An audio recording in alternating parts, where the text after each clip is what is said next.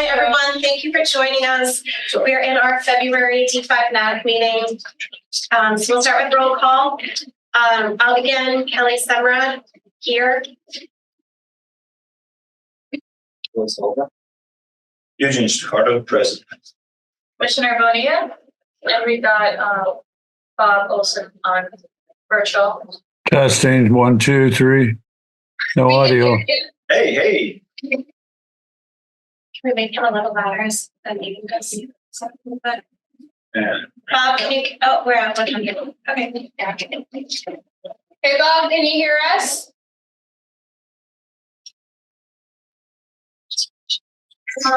Maybe try the mic for the. You can go to where it says the mic, the arrow. Click on the arrow on the mic. I don't know where. I'll look at the bottom left where the mic is, and there's a little arrow. Click that, and then choose a different option for select the mic. Great. Mike, is it a little easier to hear us? I don't think it's picking us up. I don't think so either. We did have that problem at one point. Yeah, okay. Same as system makes We're sense. just trying to stop doing this. That's a public call. Can you hear us? Yeah. Testing 1, 2. Round speaker. Looks like a star. Might be. Yeah, I don't know. It's a throwback. It's all on that watch on that. Hello? Are you still there? It's not testing. Like I'm not seeing it turn. I green. see it move. It is. Yeah. Can you do the mic? Can you do the mic test on there? Yeah, try to make this. Right. If you can't hear us, put your hand up. Testing. See your reply. Yeah, it's working. Yeah, it is working. Okay. Maybe more. And now it's working. So So now I my hear question us. is like, or is it like a user?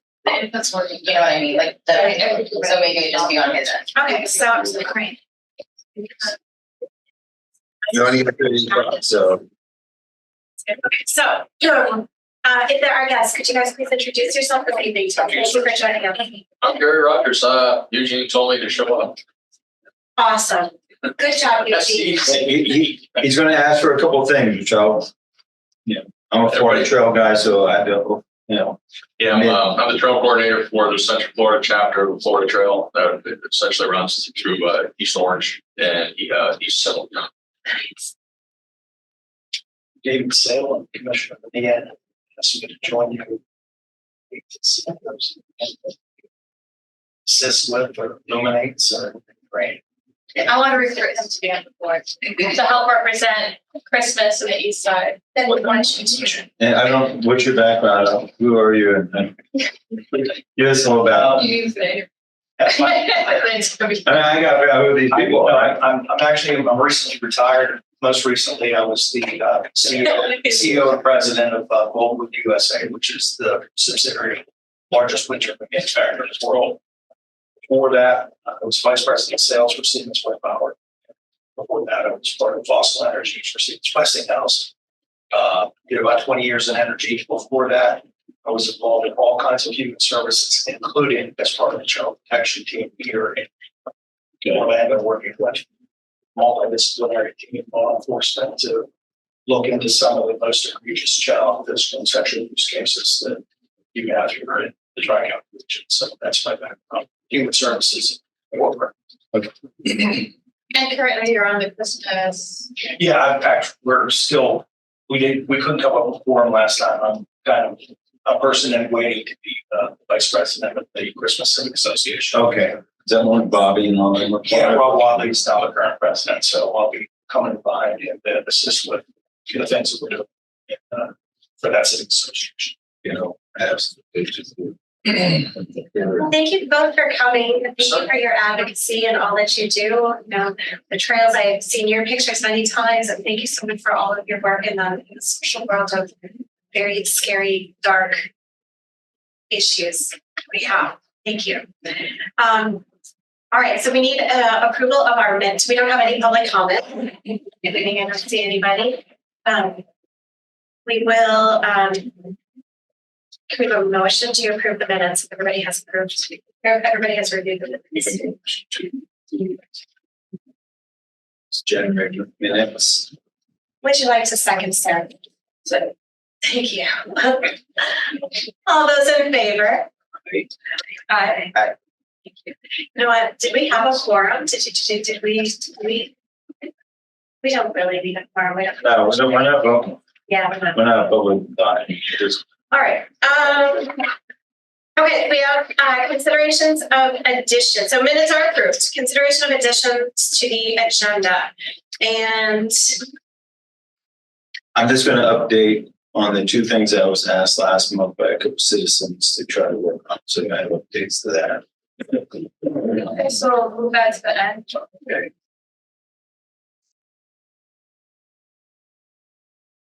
And then with moving that to the end, then what we'll do is do we have an approval of the agenda? I do want to add an update on the local act. Do you want to add it into the agenda or you want to do it?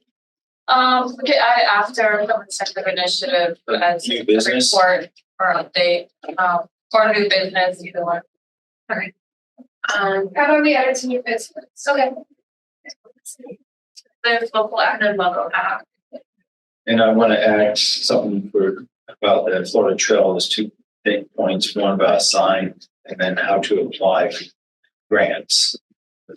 And I would like to add taking a formal position on the rural boundary as an organization. So rural boundary position. Okay. So motion to approve the agenda with the additions of the Live Local Act, Florida Trail with the sign and grants, as well as rural boundary position from our group, our organization. Did you have any additions? No addition. I can make a motion to approve the agenda, please. Move to approve the modified We agenda don't have a tonight. quorum. Actually, let's just That's move on. it. We don't Let's need go to do ahead. Robert's No, rule. We we don't have a quorum. Okay, so we'll add these to the agenda. Let's start with the Charter Review Commission topics. Eugene, if you could please provide us with an update on all the glitz and glory of the CRC.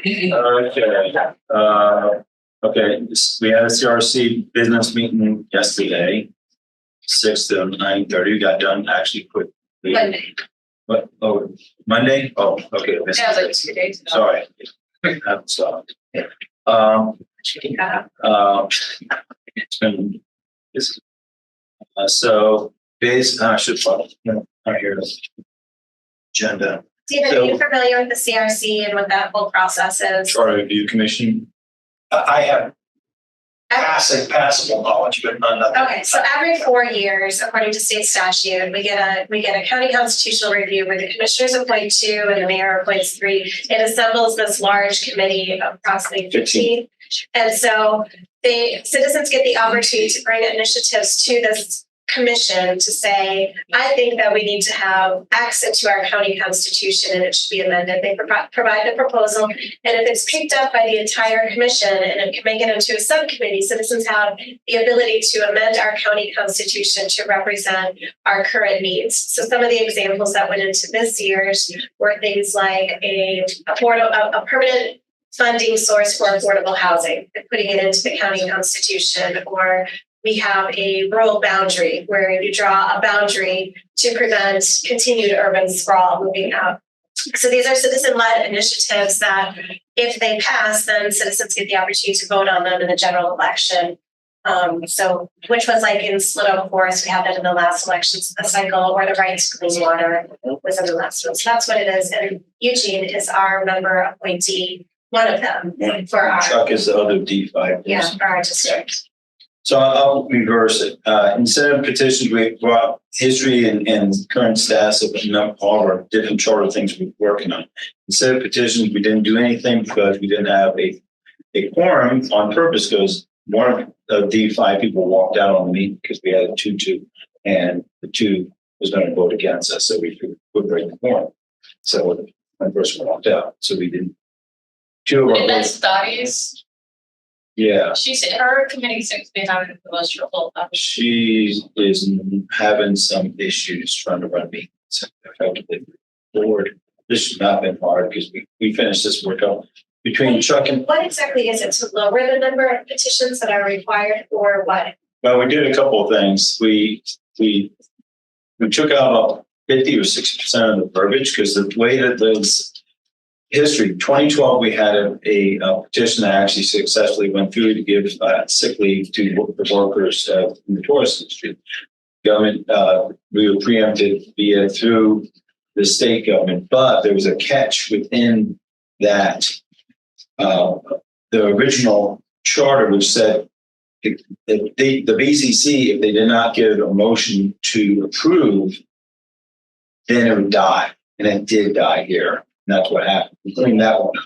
So that language is now, if they don't do anything at the BCC, it automatically goes to the SOE. They can do whatever they want. It's going to SOE to vote if it's made. Oh, because they could have delayed it to the point where Well, they then it do was it. too late. Or Oh, no, they just stopped it. If you don't, it said it, and it didn't, to a normal person, though, a motion would be made to move to the SOE. Well, if no one makes the motion, it's dead.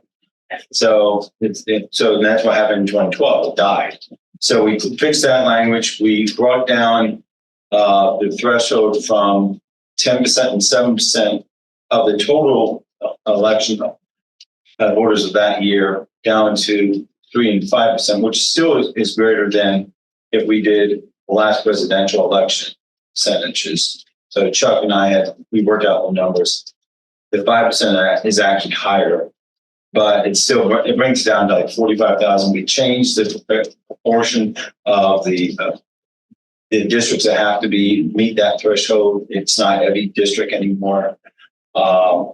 It also took out all the language of the financial requirements. It took out all the legal requirements. There was a lot of things put in there on purpose to kill and make it bureaucratic. It went from 3 paragraphs to 5 pages in 2016 when the CRC got it and modified it. So it was obviously a problem. 2020, we tried to fix it. We only did a few tweaks. This year, if we get out of this committee and get it to the petition to the commission, it will pass because Homer Hardage is back at this point. He's our chair. He wants it fixed. So this one's going to come out as soon as we get out. But, we had to do some things because 2 of the members are not for it. And they were the ones who came out of 6. A couple of the attorneys go in court, so they can. Okay, the government structure, we had a vote on a couple of things. That committee looks at the CRC house cycles. The county determines how often we're going to have it. I do it every 4 years, not every county does. Some do 8, some do 12, some do 10. We do it every 4. We decided to keep it that way. The other thing was in that committee is term limits. We haven't dealt with that one yet. And the term limit's probably going to die because the state's going to take care of that. Also, the expansion of the commission. We have a tentative vote of increasing by 2 commissioners at this point. We still need to open that and get the language on that. Why don't you ask my staff? About the term limit? No, about the number of districts. And I know I said to ask them because they have like it even have a smaller district. I think It's a lot. other commissioners are struggling a lot more than we are, but we do still struggle with the number of people because we can't reach all of that all the time. Well, yeah, one of the concerns is we're probably going to lose the Black district very soon. So we got to figure out how to redistrict because we're getting so many new people that district's getting confused. District 6. District 6. So that district's probably going to become Hispanic or something like that pretty soon. And Pine Hills is separated by 2 different commissioners right now. So that's one of the things why we want to move it. Now, I'm actually fighting for 9, which including the mayor currently is 9, which is probably the right number. We haven't got the language yet for that. That's something that will come up next. We did do this separation powers vote. It was a 2-7. Chuck and I were for it. Everyone else was against it. That was to move the executive branch to be separate from the legislature branch. It's probably dead, but being an optimist, I'm going to try it again. The transportation committee is rolling forward. We have a meeting next Friday at 10:30, I think, in the morning. We have language. Transportation folks from the county actually came and they were giving us good feedback, tweaking the language. That's Tom is the one that's running that committee, and he's doing a good job getting us down the path fast. So how does that one differ from the mayor's petty tax? We're not doing we can't do taxes. All we can do is try to set up a structure of people sitting on a commission and what the meeting schedule is to categorize the projects on hand. And it's Wait, sorry, so I know that there can't be like tax, that would be against the law, but where would they get the funding for the pot of money? they're not going to do it. This doesn't do that because we can't. We do have some language in there that asks we can kind of keep money in the same pot of money. We can do that, and in the housing bills that too, and that comes out. Yeah, so what the transportation, what I understand is that it's gonna review all the projects and make recommendations. Yeah. Based on what the priority list should be and, where the funding's going. We're going to have 7 citizens. Basically, it's not going to be the good old boy network that typically in these commissions. It's going to be more representative. I'm trying to push to have a couple of people who actually take buses. You have to be a person who takes buses to get on this. Because too many times we get people that have no clue and they recommend stuff they have no clue.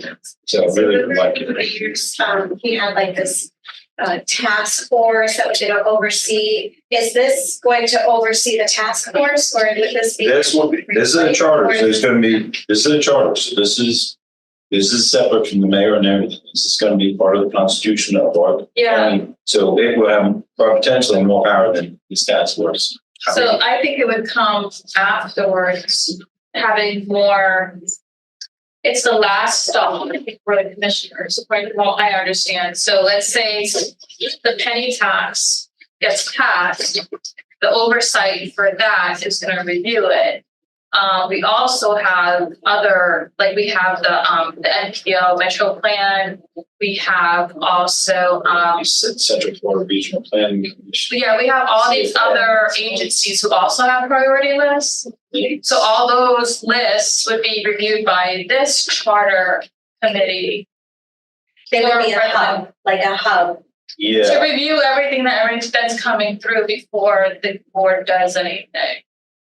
Which, I have to say, my part, I don't think it's a good idea. Only because it's like when I have something I need to quickly move forward, like I could do that. If there's something like this really going to hold back the process, slow everything down, also take some power away from me when I'm trying to I have several road projects right now I'm working on the east side. Chuliota, Lake Pickett, McCulloch. But you're going through the budget process, right? I mean, you still have to go. No, I'm not going through the budget. So it's already on the CIP list. So it does get approved, the budget gets put on the CIP list, but it was on the CIP list for years before I finally had anything started. And then when I had it started, I had to argue with staff because of how it was being done, things that were not studied. And I'm able though to, I guess maybe if I had a board who would also be saying that would have helped me out because it was me against them. Yeah. But luckily I had the other commissioners on my side, so I mean, I can see the pros and cons of it, but at the same time, if they're not knowledgeable about these roads like I was, because I drive them every day, these people are not as knowledgeable as I am. So I come from a place of knowledge where they're not, and if they're not in line with me, that can cause a problem.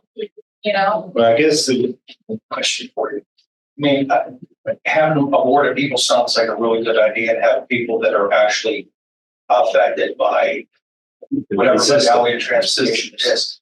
How do you form that board? Do people volunteer? Do you go out and try to entice people to join? Because you have right around this area, you have corporations with logistical expertise that's Yeah. probably untapped. You've got, I mean, Lockheed Martin has to move things. Siemens has to move things.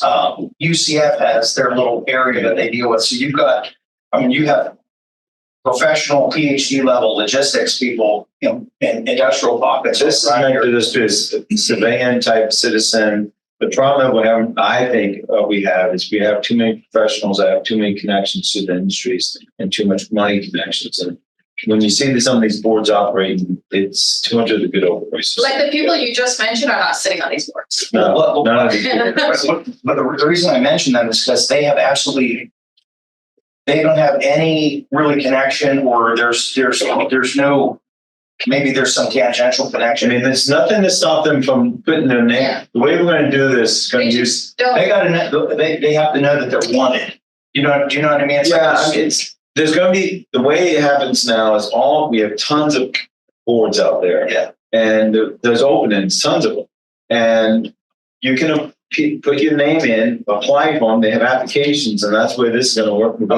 We're going to resign it. We want to stay within the system. We don't want to invite a new system. So, because there's an oversight board that puts all these people together and makes sure that these people are on the right boards and I think each commissioner gets a pick, I believe. It doesn't, and we have some scope type concepts on what the background should be. But I don't want to say things like environmental expert, because I know what type of people we're going to get, or engineer. It's going to be one of the development people, because certain commissions will always do it. So I want to make sure that we get a real. I want normal people sitting on it, because I think we'll get a better product at the end of the day if we can get a Lockheed guy that's a logistic expert who knows how to look. The one thing I think that the 2050 plant maps do, they do show some heat maps sort of how people move. And that's something fundamental that we need to start looking at. If Devin is actually serious about doing something at a transportation level, he should do a heat map and understand where people live and work, and start designing some backbone type transportation. I mean, mass transit, and get those people from A to B, and then do the last mile thing wherever they end up at.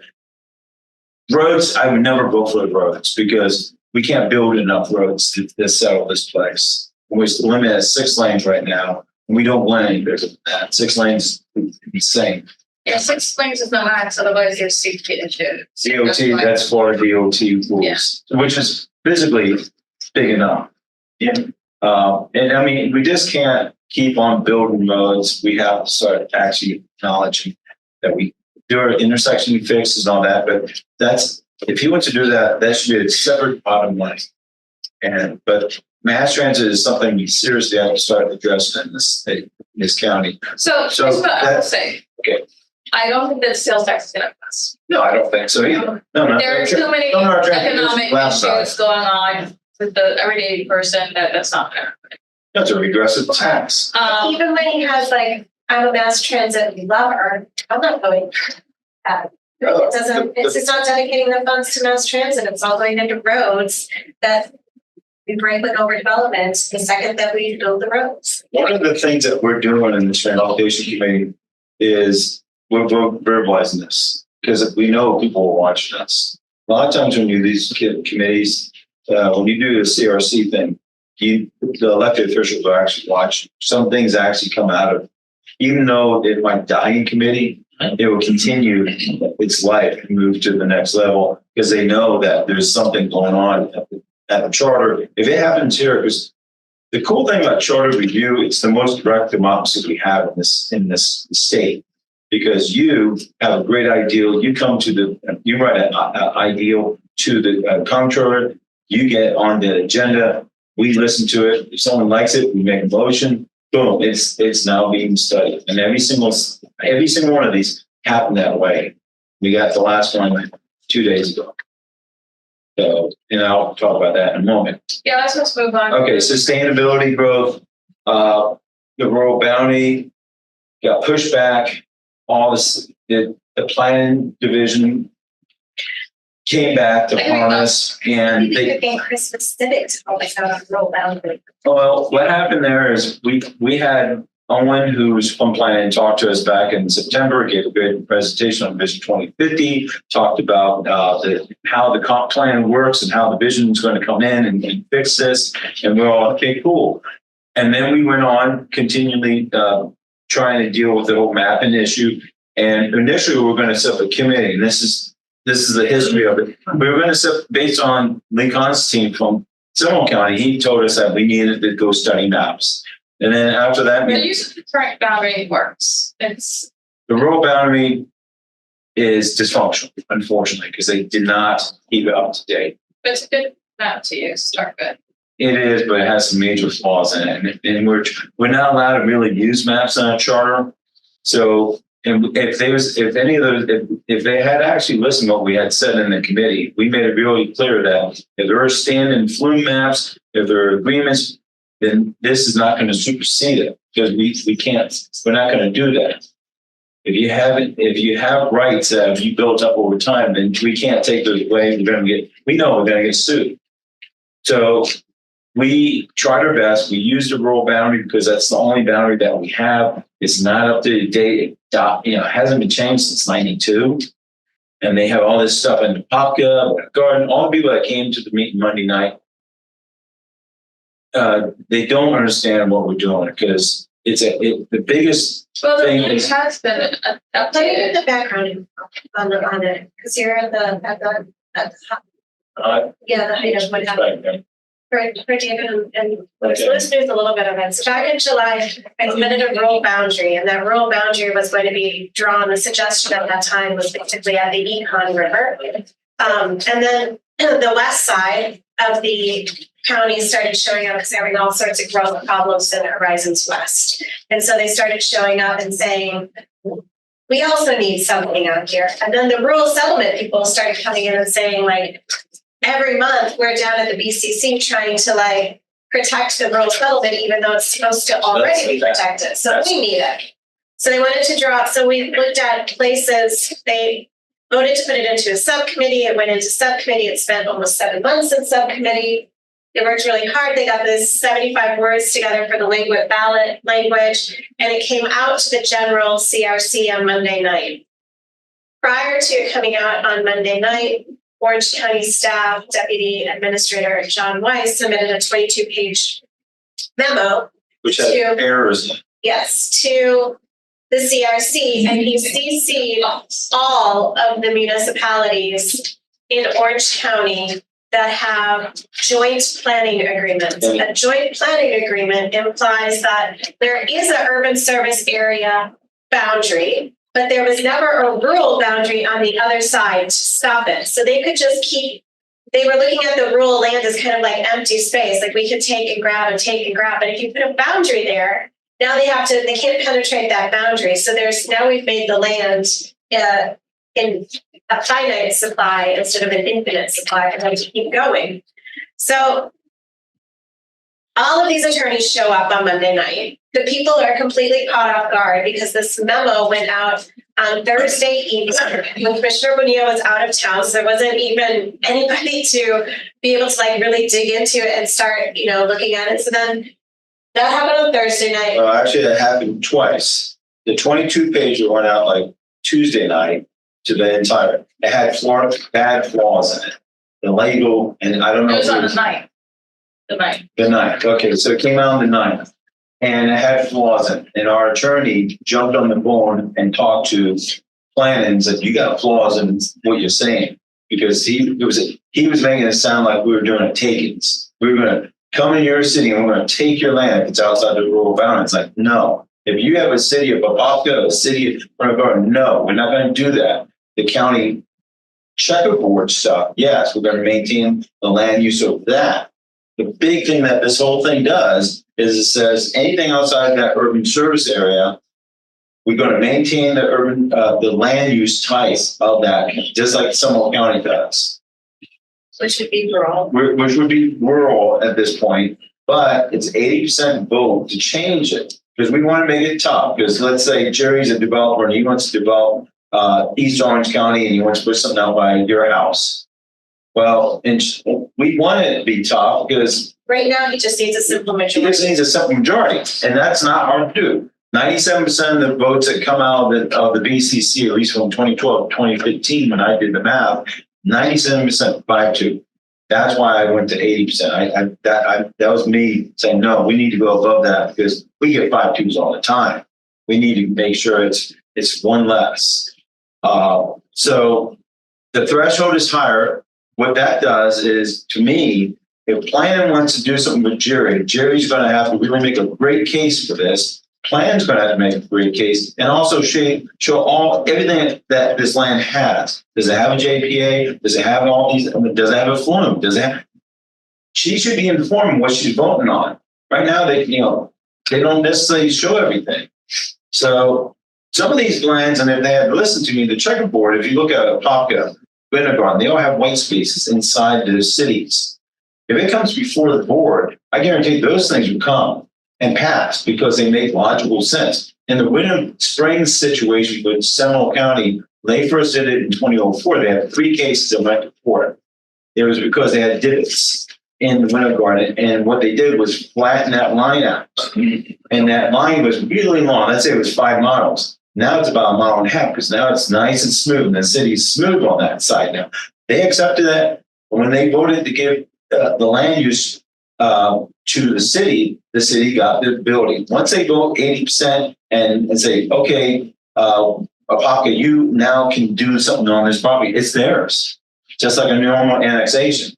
It says we want a threshold of 80% to make sure that this land that is going to be incorporated as an annexation actually does something positive for us, not just be another exciting new development of live, work, play out in the middle of nowhere, like the Grove.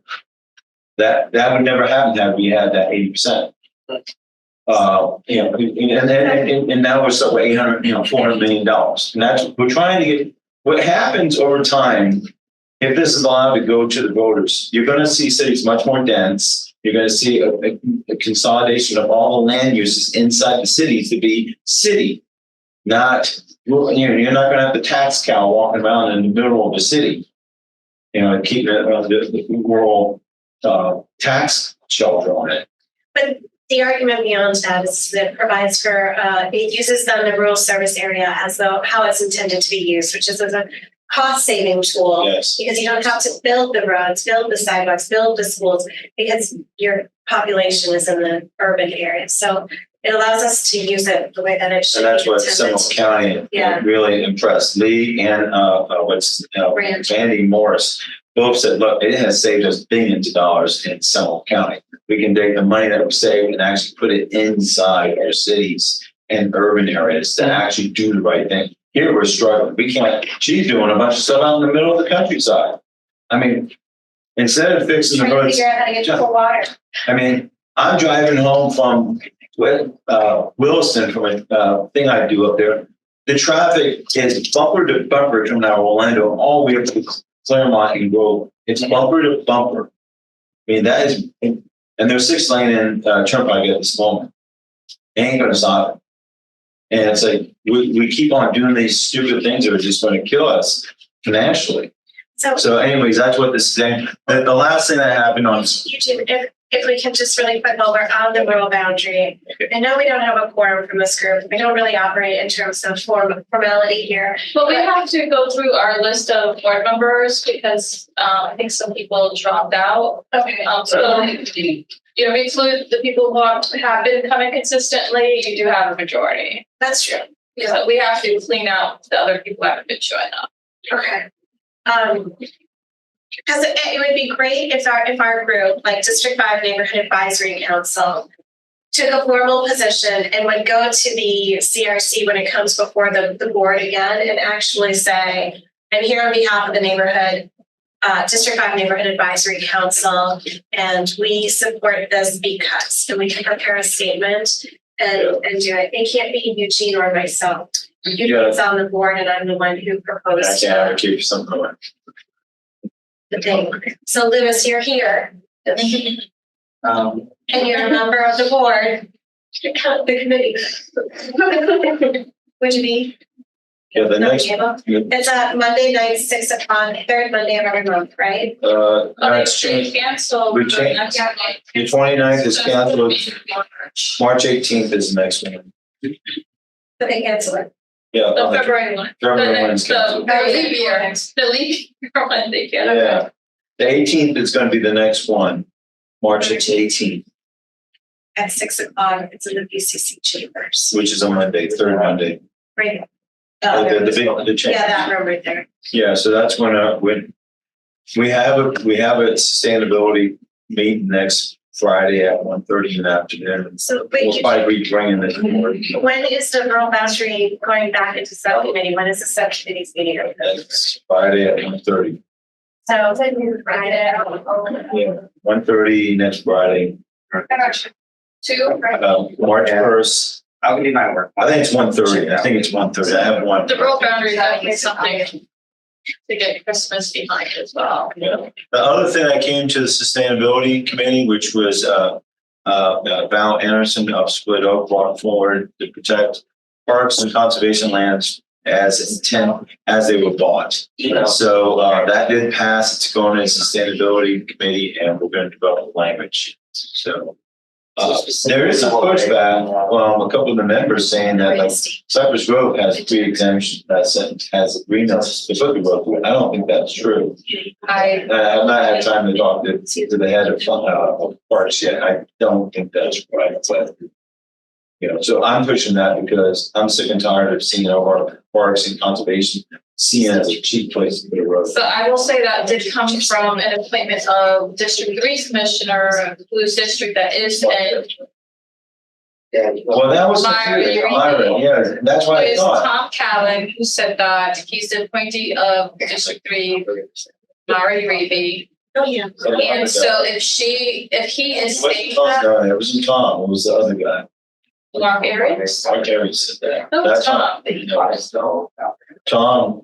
Well, either one, they're both her appointment. That's why I wanted to talk to the Reeby about this and say, look, I'm trying to do something, to preserve your park. Maybe she's okay with it, so her appointments are saying that. As you know, you can't tell us how to go, but she seems to have a pretty control. But I'm gonna go talk to her and ask her, where do you stand on this? Because, we are getting a sawtell, the land that we just bought on the econs. Now, who knows if we'll be able to go to it? Who knows? Al Scott should come out. Now, who knows? It's just, but I think there will be good support for this, and something will pass once it goes to the voters if it gets out of committee. So that's basically all the things I think that we have put out. That's we look at the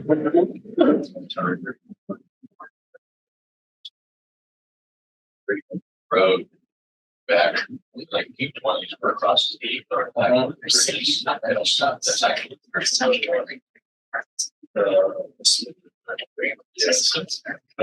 Yeah, so that's it. Sorry, that's it. I think there's other stuff, but it's not happening right now. So the language is coming forward. Orange County's not alone in its, I guess, its issue with the legal concept of perpetuity. There's certain things like, just as an example, across the road from me and down is saturated. And that was purchased, but Savages agreed to, have that 1,200 acres for walking around and for equestrian use. Yeah. So there was a deal struck between the original founding family that owned that property and the county. And as long as there continues to be, again, in perpetuity, a rural area where people have horses or that's where, why should that ever be anything other than what it is? But again, it isn't just Orange County. You look all around the United States and people just really struggle with that. As soon as somebody says in perpetuity, it's like, well, that means it can never change. Yes and no, right? You go far enough out in the future and who knows, but at least that concept, what it minimizes is the the little nibblers that keep coming in every once in a while. Yeah. Say, we want to do this. It's like, no, go away. The It original, gives you that opportunity to say, no, this is a land grant, basically. Like colleges, like Ohio State, Penn State, they're land grant colleges. You can't do anything to them. They're there. They're like, it's like the rocket ball. They're never going to move. And there's a lot of people that want to do stuff in and around some non-developed areas. It's just like, in perpetuity. So those kind of concepts are a little bit more, they're more esoteric, but it's stuff that's worth probably talking to the county attorney about. Folks say, listen, how do you get to a place where you can maybe create some protections in what it is that's being drafted and proposed and amended and accepted that gets you away from the, every 4 years or, some kind of with the developers, because every 6 months someone comes and says, oh, yeah, I know you guys said that you just don't want this to be a canal pass-through, and you promised. But let's talk about that. so Yeah. in the language that was proposed, it said Orange County owned conservation land parks may be only used for the purpose for which they were originally acquired. So Savage Creek was originally bought as a park that had horses and trails. So that's what the intent is. And if they want to change it, if it's within a park, it probably won't be a fight. But if they want a pipeline, a power line, or linear structure, then there should be a fight. Because that's the problem that I have with using any linear structure through our, which is actually a statute at the state. So constitutionally, it says conservation land, if you're going to impact conservation land by a road or linear, then the question has to be asked, does it not meet the original intent? That's the only way you can access the property, like what Split Oaks. There's going to be a court case, I guarantee it. You're going to go all the way up to the Supreme Court on that, to test that language. Because all this land we bought in the state last 5 years under conservation lands, and we can't allow that to happen because all this land was bought, at least in the county and most of the state. There's only a few cases I know that after we went to court about it, we can't force a sale if they don't go and sell it. And that's the problem that we have is a road can do it any day. If they really want that new Split Oak, they can go to that neighborhood just to the southeast, southwest of it, and just buy out those homes. Done. But they want to go through but it's going to be more expensive, let's be honest. And a lot more eminent domain. It's going to be a takings. It's going to be important cases. It's going to be more expensive. So let's go through the county line where it's going to be simple. And it's not as simple as they thought. But people cherish their parks.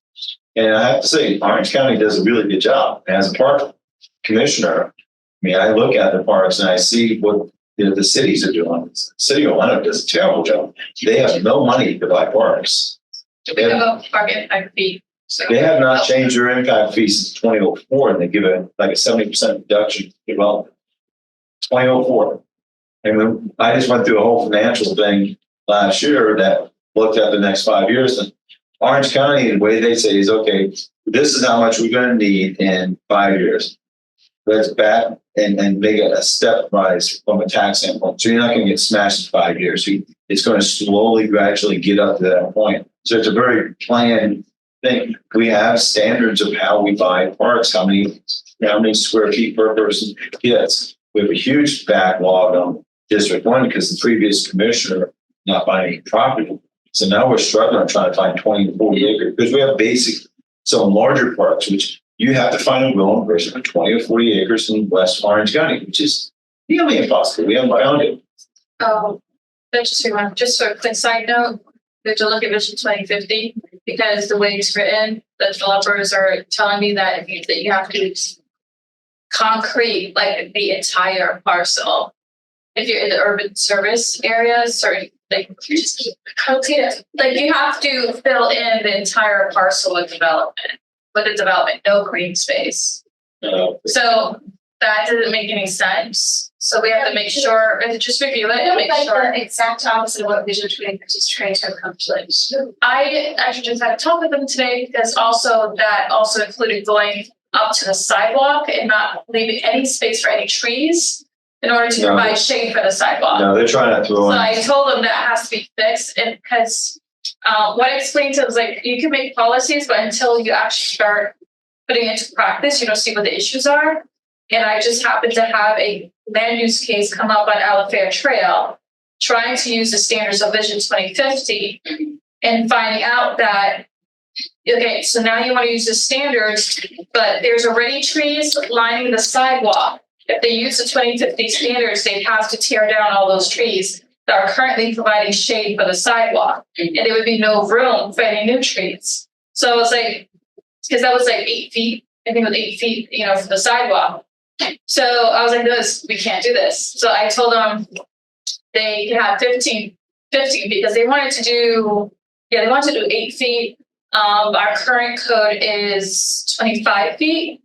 So I gave them this setback. Yeah, I gave them 10 feet that they could come closer, but it had to be, we needed 15 feet in order to save those trees and give room for, the canopy.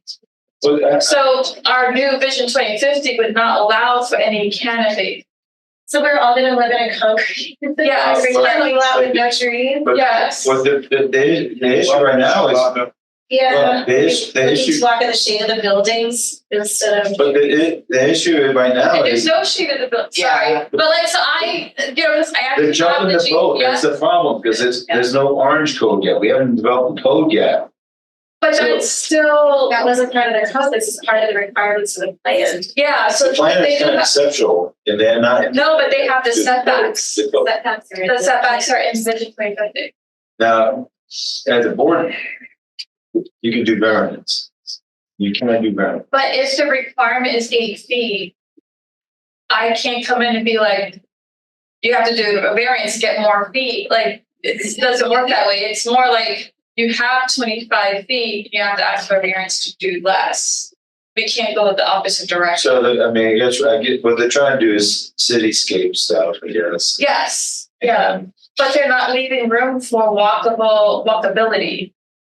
So Yeah. yes, you want it more dense, I mean, but if you think of New you York also City, the need sidewalks are shaded probably 20 feet sidewalks. wide. Someplace, I mean, if you go off the main thoroughways. Canal Street on the side, so let's walk down that road. Hey, there's a lot of areas that have had similar situations to the type of development that's being proposed when everybody talk about 2050. You look at New England, if you ever got a chance to drive up there, it's really kind of interesting. And some of the pictures that were in 2050 look like that. It's like, oh, look, there's a farmhouse, there's like road, there's trees. But that stuff didn't get developed that way. It's been that those are like family houses that have been there 150 years. And those people just went, we're not changing this. And they had enough, I guess, gravitas with the government to go, no, New England, these nice little patches with a tiny little town, this is the way it's going to be. When you try to replicate that, you end up with, stuff like Celebration, it's like you're force fitting it. But there's other places in the US that have done a lot of the research that looks like we're trying to do. It probably we're kind of taking a broad I spectrum. mean, you can look at Seattle and see what they've done. If you want to look at bikeways, they've done it. Yeah, there's people that have really, and part of what they've done is what you're discussing is almost putting the Great Wall of China around their rural setting and saying, listen, this is it's not going to change. But the rest of this stuff, since now that you're going to tell all the developers to just take a hike, it's like it's not really open for discussion anymore. So don't you waste any time on it. We're not going to waste any time on it. Now everybody has to focus on the urban area and really put some thought into what is the right way to go vertically and what's the right way to have egress and walkable spaces, bikeable spaces, e-scooter bike. Some parks too. Yeah, but it forces, once you say can't touch, but everybody looks, then they look inward to the places that they can do things, and that's when that's almost like the genesis of the real good thought processes. The weird thing is when you look at the older cities, they were done before zoning happened. It was more based on the need of the community. Yeah, look at Portland. In Portland, Well, Portland, Maine. okay, well, Oh, you're talking about Portland. I'm talking about Portland. I mean, you go to Portland, it's, there's a lot of really Yeah. good stuff there. It's a mess now, but Yeah. if you go back 15 Oh, you years. mean about the homeless stuff? Yeah, really interesting. Every city's having that problem with the homeless because it's all, everything's too expensive. And it's, and the problem, and part of the problem is even though these guys are saying that they need to build homes, they're not doing, the goal is not going to help the housing supply. It's going to, only the people that can afford 500,000 to 700,000 will be buying and grow. And if all these new developments are not designed to build homes for starter homes, there's Some of the regulatory groups, some of the governments are press gang the developers into, okay, you guys can go crazy, but a certain percentage of this has to be affordable housing. you don't see that here. I mean, other communities are That's doing that. that's how you get it. Oh, yeah. One of the places I grew up in Pittsburgh, and I can tell you, I was there in the '60s, driving around, in the '70s. It was awful. It was rough. Steel mills, pollution, awful, terrible. My dad moved us out to the suburbs. He says, we're not living in the city.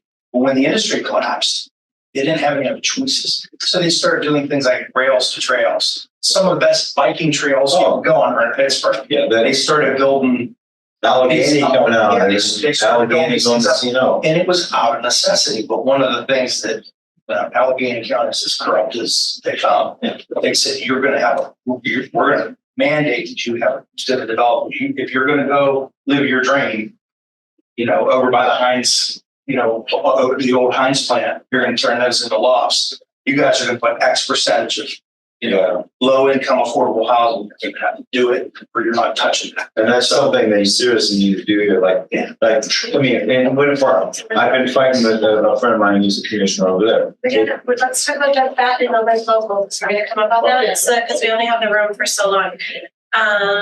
So charter review is good, right? Yeah. Split out update. So Split Oak, we had a court case. Does anyone know what the result of that was? The judge decided to take it under advisement.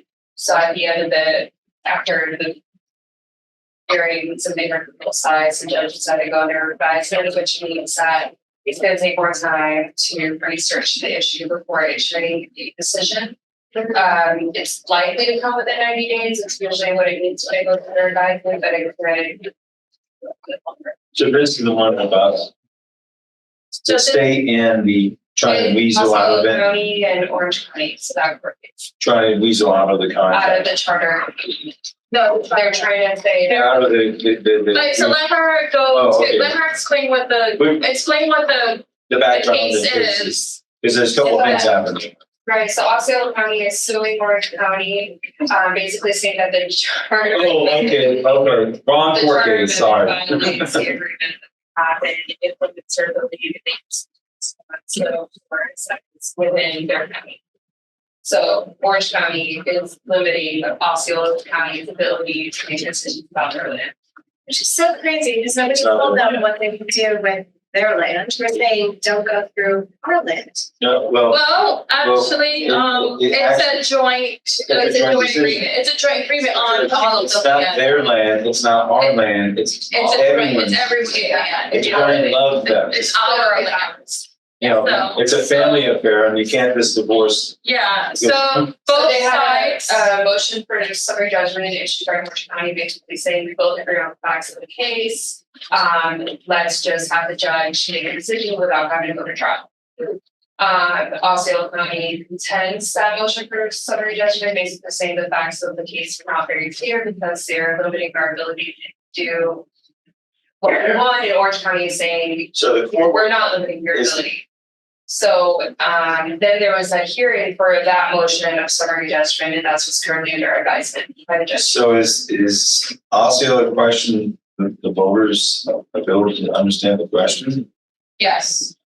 That was part So of it. this- That was part of it. That was part of it. And they said that it was misleading. The charter amendment was misleading to the voters. The guy, I don't feel misled. I voted and I understood both of them. Yeah, that's what Orange County is saying. It wasn't misleading. Well, I mean, then the reverse. They actually, so Osceola County actually did have a citizen who lives in is it my district or district? And somewhere downtown Orlando, who submitted a letter as a witness saying, I did not understand what it really meant. Did you read it? Did you see that? You should write a letter that says, I did understand. Well, that's what Valerie Anderson, who lives in Osceola County, is saying, Yeah. I support Orange County. Yeah. But it would be Yeah. interesting. But we can't talk too much about it because it is a lawsuit. And Is it Orange Oh, yeah, County? I will tell you though that I think Orange County attorneys did a great job in writing their motion. Oh, It was it's Orange County. amazing. They had a whole bunch If of you want to read about evidence. it, go Yeah. to the court case. Go read it. It was great. Can you send me the case numbers? Yeah, just, I'll email it to yours, your text. And, so then it's more recently for that easement issue. County attorneys basically recommended that they don't make any decision about that just because we have a charter amendment and it's still in effect, even though there is a lawsuit pending about it. So nothing happened with it. They basically said, don't make any negotiations for it. Oh, and then so we did make it clear that we want, so FCT, right? They met We- today. FWC met today. But we were on the agenda. This was on the agenda. Oh, we weren't. No, but FCT, we made clear to staff that they need to go back to FCT and tell them we're withdrawing our support because they didn't do They that. did it to FWC, they didn't let FCC. Yeah, and that's when Mary Demings was like, well, we're assuming that they know. No, but But it there was, wasn't anything. yeah. No, that's. Yeah, so we need to make sure that they did go ahead and do that, which they did say. So what happened? You know how they did that? When you said, and how long do we have to wait for that memo to go out? Yeah. So this is what she ended up doing was she sent an email to FCT and said, oh, here's the minutes to the board's decision, and just attach the minutes to that whole BCC meeting to the email. That was her version of how she was going to tell FCT that we no longer support this. And this. So It should have been in the email, first of all, what she was referring to, because that was like, you could see the whole BCC minutes. It's like, which part are you referring to? So I had Alexis send an email just to make it clear to FCT that, here's the wording of the motion that we were referring to. There should have been an official letter from the mayor's office stating the county's position, but I guess that's not his job. Too much time. Too busy. It was too much. Running legislature. And I don't know. I feel like it was like, petty of how she did it. Yeah. Like, I don't know, it felt like, oh, you want me to do this? I'm just gonna do it the laziest way possible kind of thing. It was so hard. Real quick point here, they brought up something. We have to get the map modified to get sustained.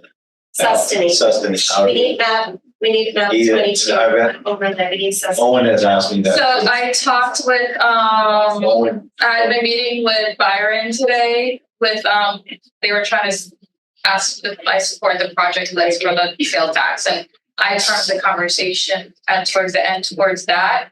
Cause I was like, well, I told them a whole bunch of stuff, but it was basically like, I do not support this because staff has failed us here, here, here, and here.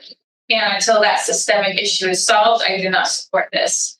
And, that was another thing. I was like, I asked for neopats without custody included. I want to know if the True Leota RCA is going to move forward without Sestini's trips in it. I need to RCA. roadway conceptual analysis, which is a study of the road. And then I need all of those parcels that are not part of this road needs to come out. Because you had told me you were going to do this. If it was denied, it was denied. So when is that going to happen? And if we're going to be fiscally that's being impressed. responsible, this is what needs to happen. The road boundary discussion we're having in the charter is really dependent on that, because the way that we're doing it in this county is we're relying on the map supervision 2050. But the map hasn't changed. The That's line, why we need to change it. not really, because the line is still the same. You have a blob of the grow and But it's the same, your- I'm telling you, It's listed as a growth center. You and don't- that has to you need to take it out. I'm telling you as a. We're taking Sure, it out. We're working You gotta on it. do it. But regardless, the amendment is based on the boundary line. It's not based on growth centers or anything like that. It's, So But that's what John Wicks is pushing for after Monday night, is that growth centers would be excluded, so It's people true. capture all of it. that is not gonna happen. when the sausage making. That is not gonna I'm happen. hoping, So anything basically that just like you kept saying at the CRC and everybody was that just changed the requirement of approval. So regardless if it's a growth center or whatever, if it's outside the boundary, it's gonna need an 80% vote to be approved. the dangerous thing that's gonna happen probably is we're gonna get a lot of pressure to add additional language to deal with the joint plan and other things. That, Once- yes. And once we do So, that language, it's gonna open up a Pandora's so box. I will tell you the only thing, look, the cities didn't care about the growth centers or whatever the county was doing. They only cared about themselves. Yeah. The only issue, the pushback you're getting is JPAs, joint planning agreements. So that's the only, well, that and annexation. Yeah. So you solved that in the But amendment. annexation is part of this question because annexation can't just be around the slightly group of landowners. That- Homer Cartage is not gonna vote for it if it's 80%. Well, that's okay. I'm not That's just counting, one vote, but I'm not counting him as one of our yes votes anyways. No, He wasn't. No. it's not gonna vote. No, the thing is that the argument at 80% is 97% of the time it passes 5-2. So if you don't do that, then we're not doing anything. You gotta make it. But my Sarasota point has is, an you don't have unanimous. to worry about the growth centers. But I'm pretty sure that committee doesn't even have to address that because that is the issue. The issue is the JPAs and the annexation. Make sure the J because But I am going to work on getting that growth center out anyway. So, and which I could use the help but the of JPAs. the east side too. To me, a JPA is, okay, we're in the Wakibus area and there's a JPA that for the sewage treatment stuff. So it's going to affect anything up on Park Avenue and all that area. But those places probably would be incorporated as part of the city anyways, because it doesn't make a lot of sense to have all those little divots out there that, the county has to serve those little divots, right? Yeah, I really believe that it'll all take So care of the- itself. That's why I I- didn't think that JPA was an issue because there are logical JPAs in areas of, Yeah, I mean, legally, there's no issue. Politically, there is. So I think it's safer to just take care of it now rather than having issues. I think Wade and Tom and Eric, they're the lawyers, they'll figure out the Yeah. right language to put in. Because Tom was like, they expired. Too. Yeah. JPA, we have a JPA in our charter that's been dead for 20 years now. But it's So- like I said, legally there's no problem, but I really do feel that they'll work out. I mean, anything that's. Yeah, let's Okay. move on. Film incentives, yeah. Film incentive. Do you want to take this? Sure. We met with the Orlando Economic Partnership. We met with our county economic development staff. We met with school board, and we met with Orlando Film Commission. They're all very supportive. We're having issues with deciding what funding we could use for this because I also met with Kurt Peterson, who says that we shouldn't use general funding to fund this program. And TDT. We did talk with the comptroller comptroller regarding TDT, and we had this idea before all the TDT was expended. Or all of it's been allocated basically into what the comptroller had told us as well. $99. Yeah, and basically whatever's left over, whatever collections may be outside of the production is supposed to be allocated to our UCF sports. So his recommendation was either speak with Visit Orlando or speak with, or wait until TBT collections. Orlando's not gonna fund Get another year ideas. Oh, God. Now, visit Orlando, Well, We're hopeful, we'll try to talk to them because it is a marketing. It is marketing. It is marketing. The films are marketing. That's the whole. I mean, purpose kind of of put being them on able- the whole downtown UC. I was like, dude, that's all. So Yeah. the purpose is to kind of encourage big production companies to come here because we have an incentive for them. So if they spend a certain amount of money here, they'll get a certain amount back, Just like a rebate. like a rebate. Get Disney ticket. Yeah, but we have to get so basically it helps us because in their hotel stays, the money they spend, like it goes back into our economy. And then the long-term benefit of it is that if we set up the incentives so that they do film here and they have to have in their movie, like you could tell it's Orange County, and they also mention Orange County. And at the beginning of the credits, like you usually see the Georgia peach, we can have like the Orange County orange logo, so it's marketing for our area. There's a lot of benefits for them also, and we also have a lot of great film schools here. We have probably the best in the nation. Yeah. And they're basically training all of these students to go to Atlanta or California or somewhere else where they do offer film incentive programs. It's easier for production companies to film there. That's not an incentive, could you exclude them from the TV and tourist taxes, with bed taxes? No, but no, because that's the point of the tourism using the tax to bring in more tax. I'm trying to give them incentive, I mean. But Vancouver gives big money. I mean. all Well, the it's places with give the money. rebate. It works out with the rebate, and how much money they spend is how much they get the rebate. So These films are multi-film, some of them have been in the mall. yeah, and so there's lots of There's things. a lot of things in the proposal that, it'll cap it at a certain point, we only have this much available. $10 million Bill is not gonna Morgan, be much. the representative on there, John Lux, has asked for 5 mil is his recommendation, but we're having trouble finding a good source of that. I mean, Yeah, the only problem is the funding, but we'll tell you, so I watched a documentary from Atlanta, Georgia, and their complaints was that they didn't have the workforce or the training. We have that here. So Yeah, they're actually, so like, we have the training. UCF told us they're training people to go to Atlanta. Full Sail, the same thing, when I worked there, was when they took away the film, and I was actually working with the film students at Full Sail, and they were asking me, where should I go? I'm like, well, right here. New Orleans was a location and Atlanta was another location for them to go to. So how much money do you really think? If we actually had unlimited money, what gets these people to come?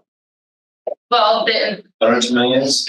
no, 5 million would be enough. Oh, Yeah, But it's not just for one production either. that doesn't sound like much to me. If you look at the Believe it or cost of not, this place, it really is enough. is that what Georgia's getting? $5 million? That's No not- less. That's not for one production. And so some of these, also the production has to be like a minimum of what the production's gonna like. We don't want like low rate movies, we're looking for larger productions, and also in the incentive you want to make sure that they also distribute their movie, because sometimes movies are filmed and they're never put out into the theater. So you want to make sure it does get out to theater or you're not gonna get the rebate. But we have all the resources. We have the workforce. We still have businesses here who work in the film industry. We have the studios. We have everything that they need here except for the film incentive. So what I'm hoping for is if we meet with Cassandra from Orlando, we have support from other commissioners who are also willing to be with them, and schools here are also very supportive of it. We might be able to get this going. Yeah, it's just finding a way to get $5 million from TBT. And we could have had that from Visit Orlando. The other commissioners would have went to 25%. I heard rumor mill that there's the money behind a lot of back in district stuff. Have you heard that? Yeah, it's cool. Yeah, but I heard a lot of money coming out of Visit Orlando. I heard it was I don't coming know out how, of Dr. Phil House. But I if heard they do rumor. what they did for I the can't say 50 where. million, that went towards all of these different programs. I mean, if they could do that. Have you 1.8, audited where they're spending all this money? $100 million, a lot of money to spend. Yeah, I mean, we could That's what we're do, asking. so if we're doing the 15 million, but if we could do an additional 5 million For this program. for and the film test it out sale. for Can you- next can you- year. Why doesn't Visit Orlando give some of this money? I mean, I don't know what they got $100 million. That's a lot of money to spend. I don't know, but I mean, We do have to- I will tell you one way that they're spending it. So my husband just had a flight through New York, it was very cold. When he went through the thing, there was this blast. It was like he was walking outside, he got a blast of hot air. And it said, visit Orlando At the airport. at the airport. Oh, that's still Which pretty here. So that was in Orlando, so there you are, like, here's how it New feels. York, they do so much advertising in New York, and maybe that's where a lot of our visitors come from. I mean, a lot of people do. So it was this here. massive heat, Yeah, Times that Square. hit him in his face, and he's like, it took my breath away, and it made me go like, you know. And that's what's that, at the airport, like, it's in Orlando. And you go to I never Times said that. Square. Times Square has, you see the huge ads to visit Orlando in Times Square. It's crazy. Well, that could maybe work because there's a lot of, only tourists Man, go but to Times Square. Yeah. You So don't if find you're your traveling there, you'll travel to Orlando. Yeah, I mean, I'm not saying it's Well, not working. I'm not sure. Generally, I was like, why is So spend it however, I think the point is like, I would like But this, this- like a line of items of where they're spending their money But to. you That's can where see the airport, audit right? comes into question. And can you take mass transit anywhere? No, Is there, I mean, Sunrail, right? Doesn't even go to the airport. I know. And you know what? The rail goes to the airport. Yeah. Sunrail just doesn't go there, Right. right? I- Sunrail, it goes to, there's a rail line, the old coal line, Oh, yeah, right there. go on, go. So- So the train station there at, Terminal C, they pull 5 trains. None of them is Sunrail. I wonder why. No, they're bright line. Yeah, front line, but Sunrail, people have, It's supposed to be a third line. you can't get off, ideally, like, I always use an example, here in Minneapolis, right, it's freezing cold, it's like 30 below, and you wanna go to Florida, you wanna go to Disney World. You should be able to check your bag in, and next time you see your bag, it should be in your hotel room. 1975. You should go through this TSA, we don't even have light rail that goes to, Case, from the airport to Port Canaveral. got on the train in the airport. That's transit. Why don't we? All right, next, yeah, we got. Anyway, so let's Okay, get. we've got 3 things and we've got 6 minutes, And I got that's 2 minutes I have each. 2 little up there. All Okay, right. so Live Local Act. Okay, Live Local Act. So this was when I had pushed for the rent stabilization, right? Well, Tallahassee was like, hell no, Commissioner Bonilla, we're gonna stop you. They preempted us. And also they were like, at the same time, we're gonna solve your affordable housing problem. So here's how we're gonna do that. Well, they put into place this act where if you are, if the person meets 120% AMI, which for what that means in numbers is for family of 4 is like $90,000, right? And your rent is below 30%. So for that, it's like 2,400. Then that unit qualified for no property taxes. Now, the Orange County makes the majority of our revenues from property taxes. We don't have income tax, and sales tax is the minimum of our revenues. So that was to encourage new affordable housing developments. Well, unintended consequences, what happened was that in this list, there was a bunch of apartment complexes we currently have applying for this in Tallahassee. And this was another county that was requesting that list. The state refused to give them the list. So they went through some back channels to get the list. They got the list of every single county and how many apartments were applying for this or how many applicants. Orange County has 13 of them. One of them is a timeshare who's applying for this. I looked up one of these apartments, and the apartment was a studio apartment for like $1,700. A 1-bedroom for like $1,800, $1,900. So it qualifies for that. Basically, though, if you look at these prices, almost every single apartment complex in Orange County qualifies for this. Which means that if they all apply for this and they don't have to pay property taxes, we go bankrupt. Oh my God. The county can literally go bankrupt. That is the plan for the state. The state wants the counties to go bankrupt. They want to control everything. Unintended consequences. So what's gonna happen? I think they knew this. So they have a, Of course they knew. what is it called? I forget the term of that bill that they have. There's a bill and I forget the name of it, but it's like something went wrong bill. But that's not the name of it. So a glitch bill. And that's what glitch means, like, you know, something went wrong. Glitch bill, right? That they have now in Tallahassee This is a fix. to try to fix Do they have support? this issue. I don't know if they have support, and I have to find some updates because they were meeting, and I don't have the very latest update on what's going on in Tallahassee.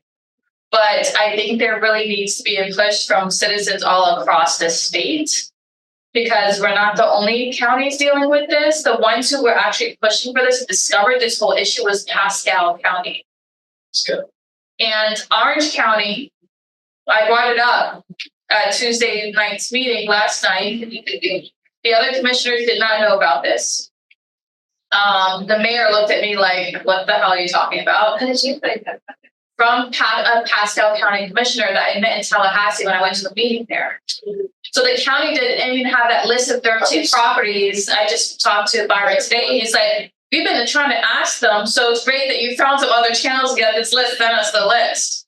Like, Because it's interesting. they didn't know. The county did not know about Impact this. fee wise, they're one of the highest counties in impact fee, which is weird, but Pascal is like sprawl city. It's like the villages before there was the villages. It's all spread out and it's gotten even worse. I used to bird a lot over there. Commissioner, do we need to do anything coming up on the Live Local Act? Like come here, talk here, do something? So the Live Local Act that was passed that's causing all these issues, several Democrat legislators voted yes on it. Yeah. So, because they were like, oh, this is affordable housing. It sounds like at least it's doing something. Well, yeah, it's going to bankrupt all the counties. So we need every citizen to contact their legislators, and probably contact as many as you can, and just tell them the issue. And then this, Who's going to listen to her? like, this is a bad act that was passed. There's lots of unintended consequences that are really bad for counties, you know? Okay, next one. So I'm trying to work with Florida Association of Counties and trying to get some good talking points together as well. Okay. So we're on call with Live Local Act, Florida Trail, grants, and sign. Jerry's asking about how we want to apply for a grant. What's the grant process? You know, which county gets some money? For a sign? Jerry, projects. I was listening to all your conversation for the last hour, and I was looking at your map. And you want to keep this area rural, right? But you have to convince all these people here to say, hey, we want to keep this the way it is. How do you convince? You have no problem. You live in Christmas. You want to keep it the way it is. How do you convince all these people to say, yeah, we want to keep it the way it is? Right? That's the hardest problem. They come out here for recreation. Right. You got to give them a reason to want to go to East Orange. And what do you have in East Orange?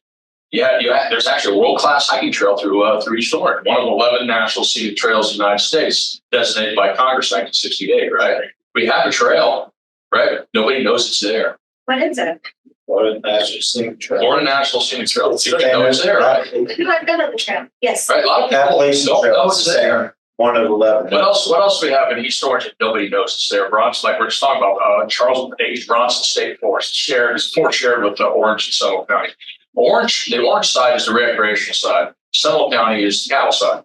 They have the cattle lease, so they're cattle operation on the Seminole County side, and the orange has all the trails, all the horse trails and everything else. Right? Nobody knows it's there. Another thing too is the Tosahatchee Wildlife Management Area now, the the Central Florida chapter, and Indian River chapter now has taken over the maintenance of the trails there. So the last 3 years, those trails have improved.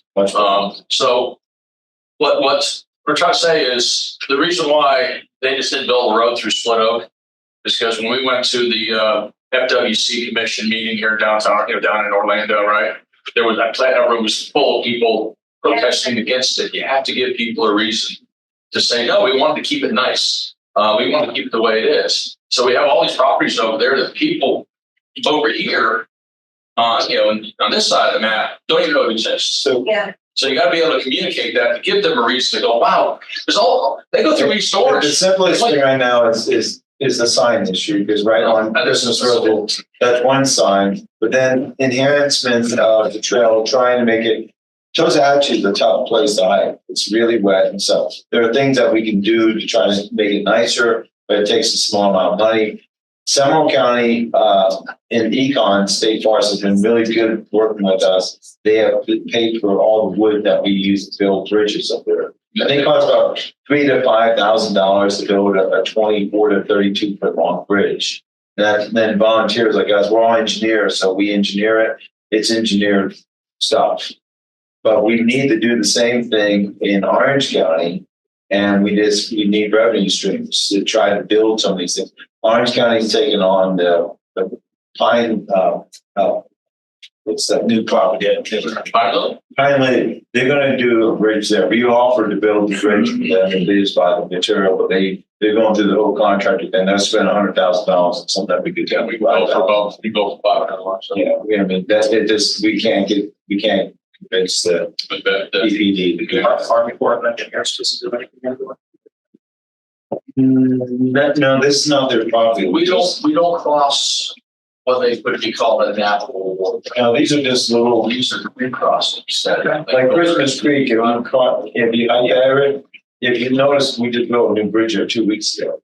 So there's a new bridge over Christmas Creek. We throughout the Yukon area, we have new bridges. We have a new Pungeon, which is a flat walkway up made out of wood. We're replacing how many feet? That's it. So The one that we brought along wood. or Lockwood. We covered up the mud section before you actually get to the swamp. Yeah. So we basically looking for grants. I mean, my dream is actually build up some small shelters so families can go out hiking and not have to carry all their tents. They actually can just sleep on a shelter that's covered. So we're trying to make it more easy. I mean, the through hikers are going to hike it. I mean, they don't care. They're just going to go through up to their hips and more. Or it's whatever. The rest of us are sane. We're not going to do. So we actually want a trail that is nice, managed, and we don't think we're going to die on. So it's important is to bring up to a level 1 trail. There's different levels of trail that we have classifications for throughout the national team trails. There's 1 through 5. We might be on the 5th level, which is a very nice trail. It's not paved, but it has places. It's well maintained. But 1 is basically you better have a compass and you have some faith that you know how to use it. We have trails like that in Florida. There is places like that, but we don't want to do that here. We want to bring all. There are probably 3s, some 5s, but most of them 3, which are kind of rudimentary. You're going to get wet. You're going to, Here's the thing here with I maintain 74 miles of trail through Orange, Seminole, and Little Lake County on 875 hours. That's my goal. 875. 875 hours. And we basically pays for gas and Gatorade, and we hold out the bricks. and then we take up donations. And then the rest of us, the volunteers, the time and the money that we throw in. That's all gas money. It's all food. Our own food and everything And else. this whole thing, I'm driving 700 miles this weekend. To go That's work me. out for volunteers. I'm going to volunteer for 4 days up in Thanks, you guys, Florida. for keeping our trail. So- And then like here, but Eugene and a couple other people that are in Central Florida, right? The FTA is aging out a lot of the chapters, so we have to travel to the trails down in Bull Creek, down in Pacific Prairie, down the southern area, down St. Cloud, Osceola, because they don't have the people, the volunteers to do it. And we do a lot of outreach like the UCF and stuff. So we Grant, you need a just need a lot. procedure, we need, how do you apply for it? Oh, But I need to know what it's, those we're questions funded, first. Florida National State Trails funded by the U.S. Forest Service with agreements with land managers, State Forest Service, State Park Service. Wherever the land managers, so will help WC, wherever the trail goes through, right, there's a partnership that helps fund it. The U.S. Forest Service provides about $800,000 a year to maintain the whole 1,500 miles of trails. And pay the 11 staff people in Gainesville to do the whole trail. They do get membership. Our membership's like 6,000 people, $35 a piece. So our overall operating budget's probably around $2.5 million. So Jerry, do we need to sit down and come up? So what do you need, what project do you need What the we're looking for is, like Orange County. I mean, they do a great job of your green places. They invested what they had $300 million to go try to buy these items, just help them to the trail. But directly to the chapter, we get zero money from Orange County, 0%, zero policy, all the way to the money from any of the accounts directly to you guys funded it different ways by government grant and buying land. So it's not apples to apples. You guys do a lot. But to make this level come up to where you want people to enjoy these things. One, we need to tell people that there's exactly these places to go. And they always have to be to the park level. Bronson Trail is a beautiful 9-mile trail. We just built a new bridge. I'll show you. It's something that's it's a trail, but it's not a park trail. You got certain times of year you're going to be wet. I mean, muddy. It's not too, but it's supposed to be a remote trail in the outdoors. It's perfectly maintained by the Florida Trail. We do it. I mean, it's a safe trail height. But we just want to enhance it even more because the more people that, like for the example of sign, no one knows how to turn down Phillips Road again. There's no sign on Christmas Road that tell you turn here to go to the trailhead. It really is only one point. I went there recently and I literally found it by like accident, just riding around. It's a perfect example. Like it's really, there's nothing out there to tell you. The Charles Bronson? Yeah, Charlie. Yeah, I also found it the same way. I found it by accident and I was I saw GPS, I was like, what is this? We ended up driving out there and found it. The more people use the wetland parks have like advertising like the yes, that's exactly. Also, actually has a sign. The more people use these Orange County properties, right? But Toxahatchee, how did they get that sign? Because the There's a argument, wildlife manager there. but They had hunting there. They they have it. Well, we've been told we can't get signs up on public highways because we don't have a contact point to the highway. Somehow Toxahatchee did it because they don't have a contact point. Well, they do sort of. I mean, Well, they do. If you go down by the river, I yeah. can easily get signs on county roads. Okay. That is the That's all no easy problem. thing to do. And we can give you a logo and everything. What Jerry, else? like that. Is that all you need? Like, Initially. Well, that's a start. I'm just trying to. The more people use these properties, it's easier for us to get more money. Like, why would Orange County want to invest? They're doing fine the way they are, but more people use it, the demand, it makes it easier for us to sell. To hey, we want to improve the Jerry, one of the places that we might need a bridge that we can't get through right now is OUC property. We have a bike trail there, and as a park guide, we've been trying to get this bike trail under the power lines in District 4, but underneath the power lines, a HOA has a bike trail that Park and I built, but OUC will not allow us to use the bridge. So, but they have told us that we can build our own bridge over the canal which goes in the house, Scott. That's bullshit. That is supposed to be. So, house traffic over. we'd have to wait. Oh, two quickie so things. visit Orlando, by the way, you can market different eco-tourism areas. All right. So that's something that By the way, Yeah. this.